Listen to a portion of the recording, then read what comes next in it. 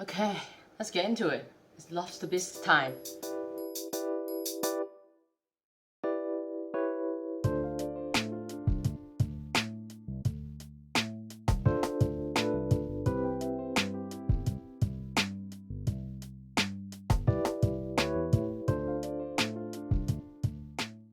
So let's go over the ingredients. We've got carrots, celery, onion, dry parsley, tomato paste, garlic, fish and vegetable stocks, chives, double cream, and the hero of the day, 2.24 kilograms of fresh lobster.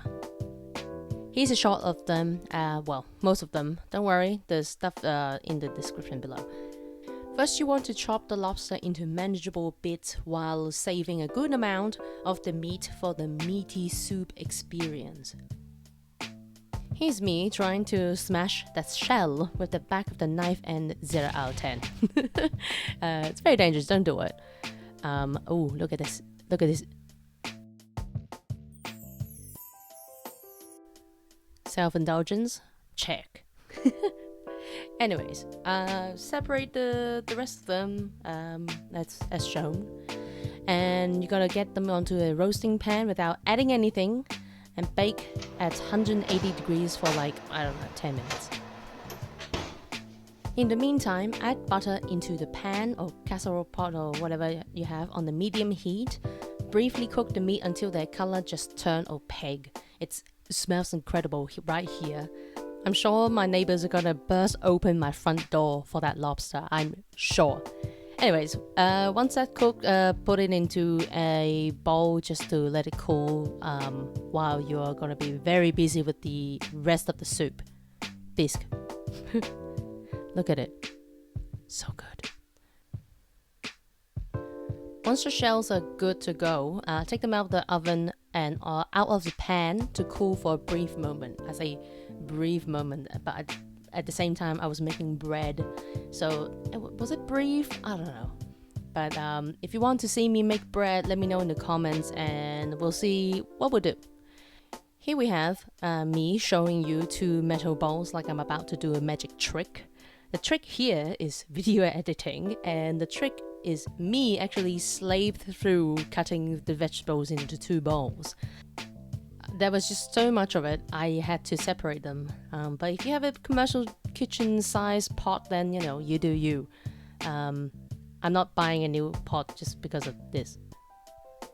Next, I added a little bit of olive oil and stirred around the vegetables in the pot, medium heat, and then I added the lobster shells in.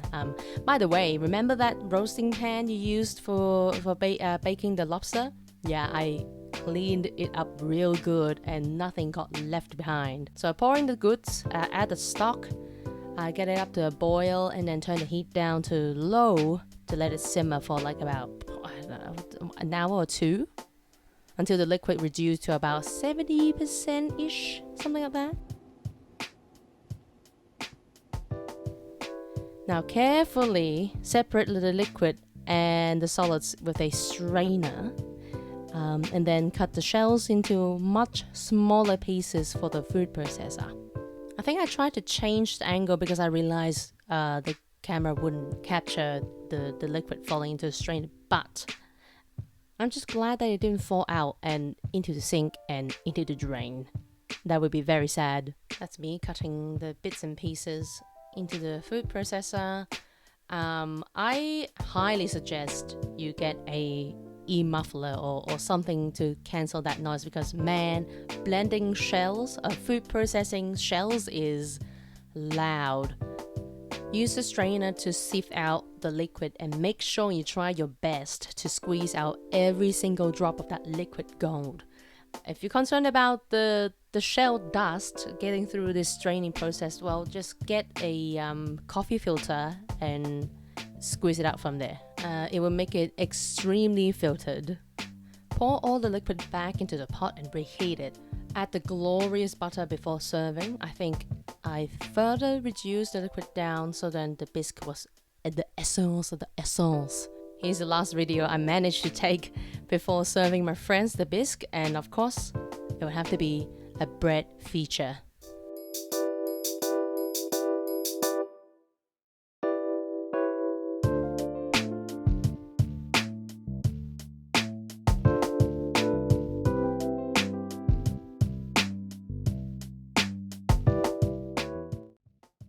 And there you have it, lobster bisque. We did it. I managed to achieve that super silky, luxurious, meaty, mouth-watering lobster feast. Oh, ooh la la.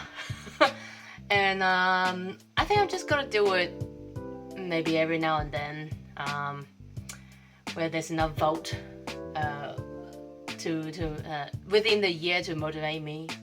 But I highly recommend you to give it a go. It's not really that difficult of a recipe, but it just takes a lot of effort.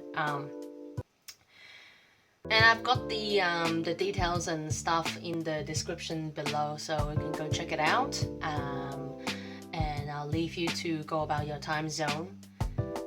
Don't forget to, YouTube, subscribe, the drill. And I guess until next time, we shall see each other again in the next video. Okay, bye!